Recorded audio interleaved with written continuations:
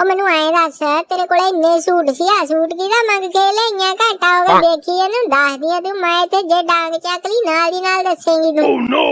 ਜੀ ਮੈਂ ਕਿਤੋਂ ਮੰਗ ਕੇ ਲਿਆਉਣਾ ਮੇਰੀ ਗੱਲ ਸੁਣੋ ਇਹ ਤਾਂ 200 ਰੁਪਏ ਦੇ ਵੇਚਣ ਆਈ ਸੀ ਮੈਂ ਲੈ ਲੇ ਮੈਂ ਤੈਨੂੰ ਐਂ ਦੱਸਣਾ ਭੁੱਲ ਗਈ ਵੀ ਜਿਹੜੇ ਤੁਸੀਂ ਮੇਰੇ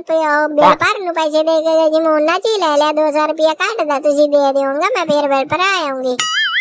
ਉਹ ਤੈਨੂੰ ਇਹੀ ਕੰਮ ਰਹਿ ਗਿਆ ਪੈਨਣ ਖਾਨਣਾ ਤੇ ਹੋਰ ਕੋਈ ਕੰਮ ਹੈ ਨਹੀਂ ਗਾ ਮੈਂ ਪਤਾ ਪੈਸੇ ਕਿਵੇਂ ਜੋੜਦਾ ਤੂੰ ਚੱਕ ਕੇ ਜਦੋਂ ਜੀ ਕਰਦਾ ਪੈਸਿਆਂ ਚ ਉਹ ਕਰ ਲੈਣੀ ਮੈਂ ਮੁੜ ਕੇ ਪੈਸੇ ਫੜਾਉਣ ਵੜ ਜੂ ਫਿਰ ਚੱਕੇਂਗੀ ਲਾ ਹੈ ਨਾ ਉਤਰਿਆ ਮੇਰੀ ਗੱਲ ਸੁਣ ਵੇ ਮੈਂ ਤਾਂ ਆਪਦੇ ਪੇਕੇ ਘਰ ਇੰਨੇ ਚਾਵ ਨਾਲ ਝੂਠ ਪਾਉਂਦੀ ਮੈਨੂੰ ਤਾਂ ਕਿਸੇ ਨੇ ਅੱਜ ਤਾਈ ਰੋਕਿਆ ਨਹੀਂ ਵੇ ਮੈਂ ਤੇਰੇ ਲੜ ਕਿੱਧਰੋਂ ਲੱਗੀ ਵੇ ਕੰਜਰਾ ਤੂੰ ਤਾਂ ਲਹੂ ਪੀ ਲਿਆ ਵੇ ਉਹ ਲੈ ਜਾਂ ਤਾਂ ਕੱਪੜੇ ਪਵਾ ਲੋ ਜਾਂ ਖਾਣਾ ਖਵਾ ਲੋ ਜਾਂ ਖੇਖਣ ਕਰਾ ਲੋ ਆ ਲਾਗੀ ਬੈਣ ਕੇ ਪਾਉਣ ਹੁਣ ਇਹ ਬੁੜੀਆਂ ਨਾਲ ਇਕੱਠੀਆਂ ਕਰ ਲੈ ਇੱਥੇ ਐਵੇਂ ਗਾਲਾਂ ਦੇਣਗੀਆਂ ਮੈਨੂੰ ਹੀ ਜਾਣਾ ਪਊ ਚੰਗਾ ਮੈਂ ਮਾੜਾ ਬਾਹਰ ਜਾ ਕੇ ਆਉਣਾ ਕਰੀ ਚੱਲ ਜਿਹੜਾ ਕੁਝ ਕਰਨਾ ਹੁਣ ਢੰਗ ਪੂਹੀ ਬਾਹਲੇ ਆਉਂਦੇ ਨੇ ਮੇਰੇ ਸਾਗੜੇ ਦੇ।